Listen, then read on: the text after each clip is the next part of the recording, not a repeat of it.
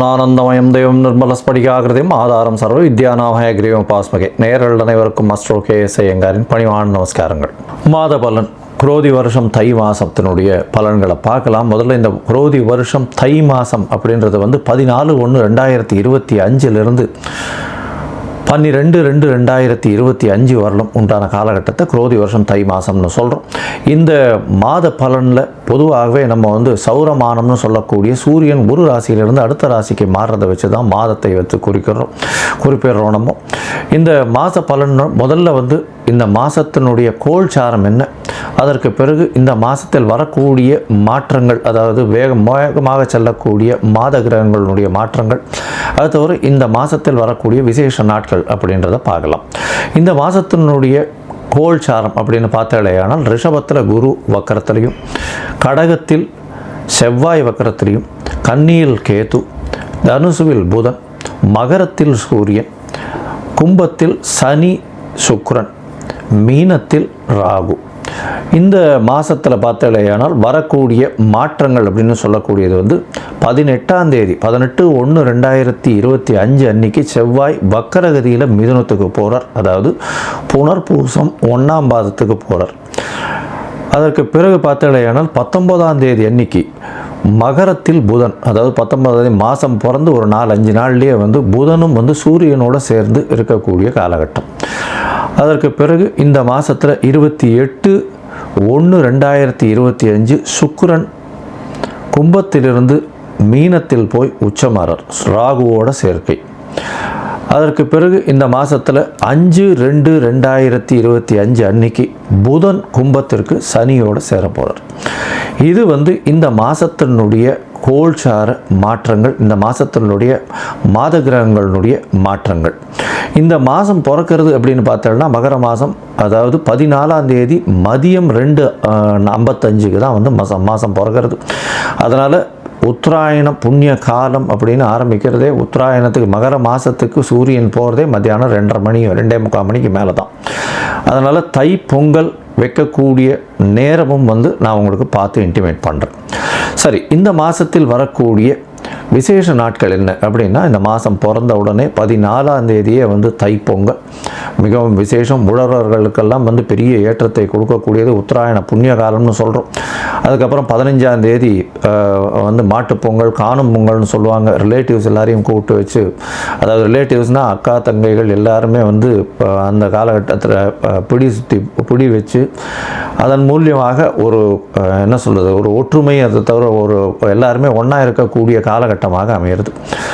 இந்த மாதத்தில் பார்த்தோம்னா உத்தராயணம் அப்படின்றதுனால தேவர்களுக்கு பகல் பொழுதாக சொல்லக்கூடியது. அதனால் ஒரு பெரிய ஏற்றமான விஷயம். எல்லா விஷயங்களும் இந்த மாதம் மொத்தமே பார்த்தோம்னா நிறைய முகூர்த்தங்கள் நல்லபடியாகவே இருக்கும். அதாவது பொதுவாகவே தை மாதம்னு சொன்னோம்னா முகூர்த்தங்கள் அதிகமாக இருக்கக்கூடிய காலகட்டம்.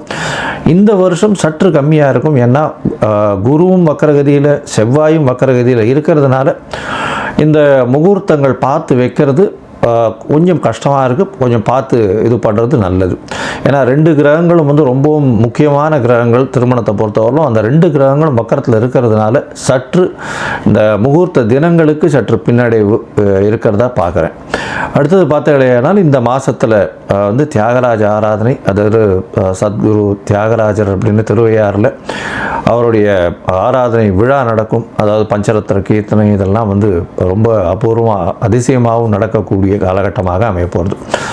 இந்த வருஷம் பார்த்தோம்னா அது தியாகராஜ ஆராதனை 18/1/2025 அன்னைக்கு இது வருது. அதற்கு பிறகு பார்த்தோம்னா 21ஆம் தேதி அன்னைக்கு 21/1/2025 அன்னைக்கு அஷ்டகான்னு போட்டிருக்கும். அதாவது அஷ்டகா அன்வஷ்டகா அப்படின்றது சப்தமி அஷ்டமி நவமி இந்த 3 தினங்கள் மார்கழி தை மாசி பங்குனி இந்த 4 மாதங்களும் தர்ப்பணம் பண்ணுறது. இந்த வருடத்திற்கு 96 தர்ப்பணம்னு சொல்லக்கூடியதில் இந்த 12ம் அடங்கும். அது ரொம்ப முக்கியமான விஷயம். இதை தவிர பார்த்தாலேயானால் இந்த மாதம் இந்த தை மாதத்தில் வாஸ்து புருஷன் கண் விழிக்கும் நேரம் வேறு வருது. மிகவும் விசேஷமான காலகட்டம். வாஸ்து புருஷன் கண் விழிக்கும் நேரம் அப்படின்னு சொல்லக்கூடியது 9:52 11:22 வரலும் இருக்கக்கூடிய காலகட்டம். இது சுமார் 90 நிமிஷங்கள், அதாவது 1 மணி நேரம் 30 நிமிஷங்கள் இருக்கக்கூடிய காலகட்டமாக இருக்குது. இந்த காலகட்டத்தில் பார்த்தாலேயானால் அதாவது வாஸ்து புருஷன் கண் விழிக்கிறார். கண் விழித்து அவர் வந்து காலை கடன்களை முடிக்கிறார், அதற்கு பிறகு குளிக்கிறார், அதற்கு பிறகு வந்து சாமிக்கு உண்டான பூஜை புனஸ்காரம் செய்கிறார், அதற்கு பிறகு அவர் வந்து சாப்பாடு அதாவது உண்ணும் அதாவது உணவு அருந்துதல், அதற்கு பிறகு தாம்பூலம் போடுதல், இந்த மாதிரி 5ஆக பிரிச்சிருக்கா. இந்த 5 விஷயத்தையும் 18 நிமிஷமாக வந்து இந்த 90 நிமிஷம் பிரிக்கப்பட்டிருக்கு. இந்த கடைசி 18 நிமிஷம் அப்படின்னு சொல்லக்கூடியது வந்து மிகவும் ஏற்றமான காலம் அப்படின்னு சொல்லக்கூடியது. அதாவது ரொம்பவுமே விசேஷமான காலம் அப்படின்னு சொல்லக்கூடியது. ஏன் அப்படின்னா இந்த கடைசி 18 நிமிஷம் அதாவது 36 நிமிஷம் அப்படின்னு சொல்லக்கூடியது நிச்சயமான வெற்றியை உங்களுக்கு தேடித்தரும். இது எதனுடைய வெற்றியை தேடித்தரும் அப்படின்னா, வாஸ்து புருஷன் கண்விழிக்கும் நாளில் இந்த மனைக்கால் ஊன்றது, அதை தவிர வந்து புதுசாக வந்து ஒரு வீடு கட்டுறது, வீட்டுக்கு உண்டான இது பத்திரங்கள் பதிவு பண்ணுறது, அதே சமயத்தில் வீட்டுக்கு உண்டான பேச்சுக்களில் வந்து அட்வான்ஸ் கொடுக்கறது, இந்த மாதிரி விஷயங்களும், புதுசாக வீடு கட்டணும்னு லேண்டு பார்த்து வச்சுருக்கீங்கன்னா லேண்டுக்கு வந்து பூஜை போடுறது, மனை பூஜை போடுறது, புதுசாக ப்ராஜெக்ட் எதாக இருந்தாலும் ஆரம்பிக்கிறது, இதெல்லாம் வந்து ஒரு பெரிய ஏற்றத்தை உங்களுக்கு கண்டிப்பாக கொடுக்கும். அந்த ப்ராஜெக்டில் எந்த ஒரு பிரச்சனையும் வராத அளவுக்கு நல்லபடியாக நடக்கக்கூடிய காலகட்டமாகவே நிச்சயமாக அமையும். அதற்கு பிறகு இந்த மிகவும் முக்கியமான நாள் அப்படின்னு சொல்லக்கூடியது 29/1/2025, அதாவது தை அமாவாசை, உத்தராயண புண்ணிய காலத்தின் முதல் அமாவாசை. அதாவது தேவர்கள் பகல் பொழுதில் நடக்கக்கூடிய முதல் அமாவாசை. எப்பொழுதுமே தை மாதம், ஆடி மாதம், அதுக்கப்புறம் புரட்டாசி மாதம், இந்த அமாவாசையெல்லாம் ரொம்பவும் விசேஷம். இந்த அமாவாசைகள்லாம் பித்ருக்கள் நம்மளுடைய லோகத்துக்கு வந்து நம்மளோட சேர்ந்து இருக்கிறதா வந்து ஐதீகம். அதனால் வந்து இந்த அமாவாசைக்கு தாய் தந்தையர் இல்லாதவர்கள் கண்டிப்பாக பித்ருக்களுக்கு கொடுக்க வேண்டிய அவர்களுக்கு தர்ப்பணங்கள், அதை தவிர பித்ருக்களுக்கு சேர வேண்டிய விஷயங்களை வந்து பண்ணுறதும், அதை தவிர அருகில் இருக்கக்கூடிய இந்த கோவிலுக்கு போயிட்டு வர்றதும் அதன் மூலியமாக நல்ல ஒரு ஏற்றம் கிடைக்கக்கூடிய காலகட்டம். உங்களுடைய தோஷங்கள் பித்ருக்களுக்கு பண்ணாதது தோஷம் வரும், பண்ணிங்கன்னா நல்ல ஒரு ஏற்றம் வரக்கூடிய வாய்ப்புகள் நிச்சயமாக உண்டு. அடுத்த ஜென்ரேஷனும் நல்லபடியாக இருக்கும். அதை தவிர பார்த்தோம்னா இந்த வருஷம் ரத சப்தமி, அது வந்து 4/2/2025 அந்த அன்னைக்கு வருது. அதாவது சூரியன் தேர்கால் திரும்புறதுன்னு சொல்லுவாள். அந்த ரத சப்தமம் வந்துருத்தோம்னா அதுக்கப்புறம் வந்து உங்களுக்கு ஃபுல் அண்ட் ஃபுல் வெயில் அதிகமாகிட்டே போக ஆரம்பிச்சிடும். இனிமேல் வரக்கூடிய காலங்கள் எல்லாமே வெளிச்சம் ரொம்ப அதிகமாக இருக்கும். லாங் டேஸ் வந்து வரக்கூடிய வாய்ப்புகள், அதாவது டே டைம் வரக்கூடிய வாய்ப்புகள் மிகவும் அதிகமாக இருக்கும். இந்த மாதத்தில் மிக மிக மிக மிக முக்கியமான நாள், ஒரு பெரிய விசேஷமான நாள் அப்படின்னு சொல்லக்கூடியது வந்து பார்த்தாலேயானால் தைப்பூசம். தைப்பூசம் அப்படின்னு சொல்கிறது 11ஆம் தேதி வருது. 11/2/2025 அன்றைக்கி வருது. அதாவது 29 தை மாதத்தில் வருதுன்னு வச்சுக்கோங்களேன், கடைசி நாளுக்கு வருது. தைப்பூசம் அப்படின்றது வந்து முருகனுக்கு அலகு குத்துறது, வேல் சுமக்கிறது, அதை தவிர காவடி சுமக்கிறது, பால் குடம் எடுக்கிறது, இதெல்லாம் நிறைய விஷயங்கள் நடக்கும். ஆனால் தைப்பூசம்னு ஞாபகம் வந்ததுனாலே அதுக்கு முதல்ல ஞாபகம் வர்றது வள்ளலாரனுடைய ஒரு பெரிய விசேஷம், தனிப்பெரும் ஜோதி, அதாவது அருட்பெரும் ஜோதி தனிப்பெரும் கருணைன்னு சொல்லக்கூடியது. அதாவது அணையாத விளக்கு, எப்பொழுதுமே வந்து இன்று வரலும் சாப்பாடு தானமாக கொடுக்கக்கூடிய ஒரு பெரிய இடம் இந்த வடலூரில் இருக்குது. ரொம்ப பெரிய விசேஷம். இன்னி வரலும் அவர் ஏற்றிய விளக்கு இன்னி வரலும் வந்து சாப்பாடு வந்து கொடுத்துட்ருக்காங்க. மிகப்பெரிய அதாவது தர்மம் செய்யக்கூடிய விஷயமாக அது சொல்லப்படுறது. ஏன்னா சாப்பாடு கொடுக்கறதுன்றது அன்னதானம் இருக்கிறதுலே ரொம்பவும் விசேஷம். அதுவும் வந்து இத்தனை வருடங்களாக கண்டினியூஸாக டெய்லி கொடுத்துட்ருக்காங்கன்னா ரொம்ப பெரிய விஷயம். அது வந்து ஃபாலோ பண்ணுறதும் ரொம்ப கஷ்டம், அதை செய்கிறதும் ரொம்ப கஷ்டம். அதை பண்ணிகிட்ருக்காங்க அப்படின்னும்பொழுது மிகப்பெரிய ஆச்சரியமான விஷயம். அண்ட் கண்டினியூஸாக பண்ணுறதுல ரொம்பவும் சந்தோஷம். அவங்களுக்கு பெரிய அதாவது கோடி நமஸ்காரங்களை அவங்களுக்கு நிச்சயமாக தெரிவிக்கணும். இப்போது மேஷம் முதல் மீனம் வரை இந்த தை மாதத்தின் பலன்களை பார்ப்போம். அதற்கு முன்னாடி உங்கள் எல்லோருக்கும் என்னுடைய பொங்கல் திருநாள் நல்வாழ்த்துக்கள். அதை தவிர இந்த உத்தராயண புண்ணியகாலம் நல்லபடியாகவே நல்ல மாற்றங்களோடும் ஏற்றங்களோடும் உங்களுக்கு பிறக்கணும்னு நானும் ஆண்டவனை வேண்டிக்கிறேன். உங்கள் எல்லாருக்கும் ஆசீர்வாதங்கள். இந்த மாதத்தில் பார்த்தாலேயானால் நிறைய முகூர்த்தங்கள் வரணும். ஆனால் இந்த சற்று முகூர்த்தங்கள் கம்மியாக இருக்குது. இளைஞர்கள் கல்யாணத்துக்கு பார்த்து கொண்டிருக்கிறவர்களுக்கு நல்லபடியாக கல்யாணம் வரணும் அப்படின்றத வேண்டிக்கிறோம். சரி, இப்போ மேஷம் முதல் மீனம் வரை உண்டான ராசிகளுக்கு என்னென்ன பலன்கள் அப்படின்றத பார்ப்போம். அதுக்கு முன்னாடி என்னுடைய மொபைல் நம்பர் ஸ்க்ராலிங்கில் போயின்னு இருக்கும். உங்களுக்கு ஒருவேளை ஏதாவது அஸ்ட்ராலாஜிக்கல் கன்சல்ட் தேவைப்படுமே ஆயின் நீங்கள் எனக்கு ஃபோன் பண்ணுங்க. உங்களுடைய date, time, place of birth, உங்களுடைய அதாவது பெயர், உங்களுடைய தாய் தகப்பனார் பெயர் வரலும் எனக்கு அனுப்புங்க. என்னுடைய கட்டணம் என்னன்னு சொல்கிறேன், அந்த கட்டணத்தை அனுப்புங்க. அதற்கப்புறம் நீங்கள் உங்களுடைய ஜாதகத்தை போட்டுட்டு அதில் சந்தி இருக்கான்றதை பார்த்துட்டு, பொதுவாகவே நான் பார்க்கும்பொழுது அந்த சந்தியிலேயே நிறைய பேர் சந்தியிலேயே ராசி தெரியாமையோ நட்சத்திரம் தெரியாமையோ இருக்கா. ஏன்னா மிருகசீரிஷ நட்சத்திரம் ரிஷபத்திலையும் வரும், மிதுனத்திலையும் வரும். விசாக நட்சத்திரம் பார்த்தீங்கன்னா துலாத்திலையும் வரும், விருச்சிகத்திலையும் வரும். அந்த மாதிரி உடைந்த நட்சத்திரங்கள் 2 ராசியிலையும் வரும்.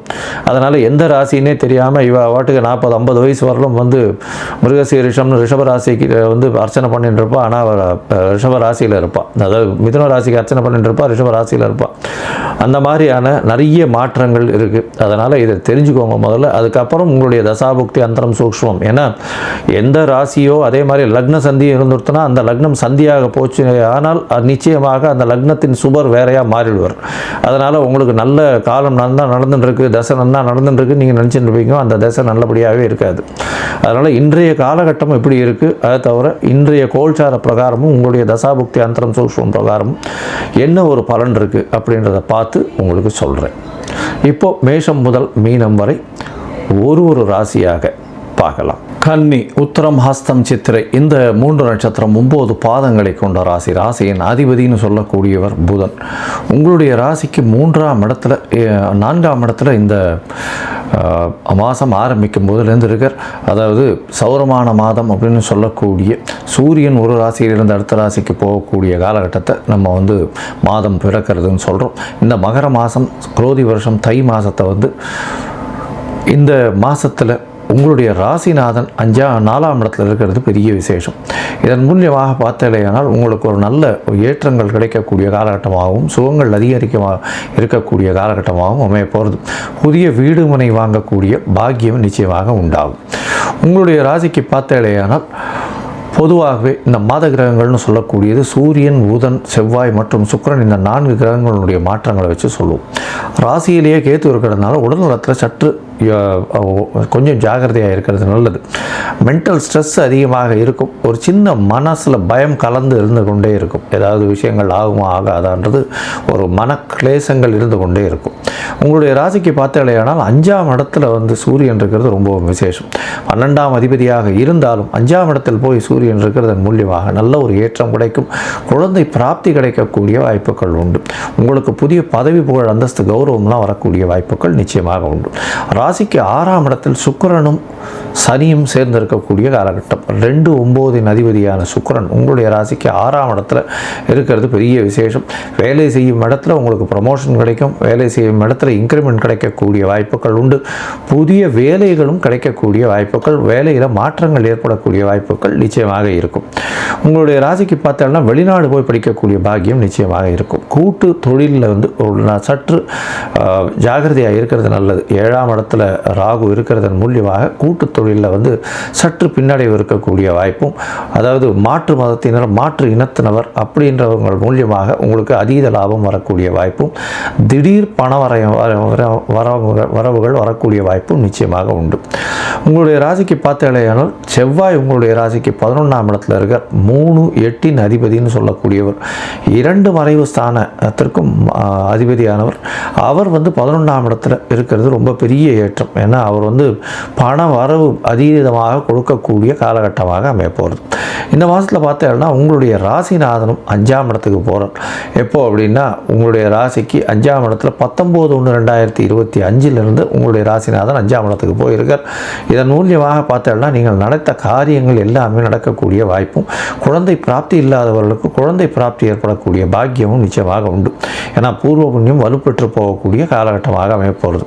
உங்களுடைய ராசிக்கு பார்த்தீங்கன்னா 6ஆம் இடத்தில் இருக்கக்கூடிய சுக்கிரனும் சப்தமத்தில் போகிறார்.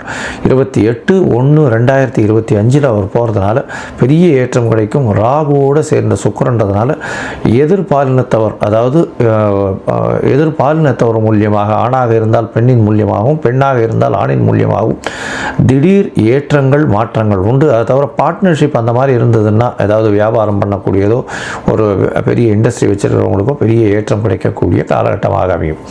உங்களுடைய ராசிக்கு பார்த்தாலேயானால் 11ஆம் இடத்தில் இருக்கக்கூடிய செவ்வாய் அவர் வந்து 11க்கு 12ஆம் இடம்னு சொல்லக்கூடிய 10ஆம் இடத்துக்கு போகிறார். அது வந்து 18/1/2025 அவர் வந்து மாறுறார். இந்த காலகட்டத்தில் பார்த்தலையானால் உங்களுக்கு ஒரு நல்ல ஏற்றம் கிடைக்கும். தொழிலில் அபரிமிதமான ஏற்றம் இருக்கும். பணவரவிற்கு பஞ்சம் இருக்காது. இருந்தாலும் செலவுகள் அதிகமாக இருக்காது. அதீத தொழில் வரக்கூடிய, லாபம் வரக்கூடிய வாய்ப்புகள் நிச்சயமாக இருக்கும். இதை தவிர பார்த்தலையானால் உங்களுடைய ராசிக்கு 5ஆம் இடத்தில் சூரியனும் புதனும் சேர்ந்து இருக்கக்கூடிய காலகட்டமாக இருக்குது. இந்த காலகட்டத்தில் நல்ல ஒரு ஏற்றம் கிடைக்கக்கூடிய வாய்ப்புகள் மிகவும் அதிகம். உங்களுடைய ராசிக்கு பார்த்தாலேயானால் சம சப்தமத்தில் சுக்கிரன் போகும்போது பரிவர்த்தனை யோகம் மாறுது. 7ஆம் அதிபதியும் 9ஆம் அதிபதியும் பரிவர்த்தனை வரக்கூடிய காலகட்டமாக அமைகிறது. இதன் மூலியமாக பார்த்தோம்னா எதிர்பாலினத்தவர் மூலியமாக நல்ல ஒரு ஏற்றம் இருக்கும். தந்தையின் மூலியமாகவோ தந்தையின் சொத்துக்கள் வழியாகவோ பெரிய ஏற்றங்கள் கிடைக்கக்கூடிய காலகட்டமாக அமையப்போகிறது.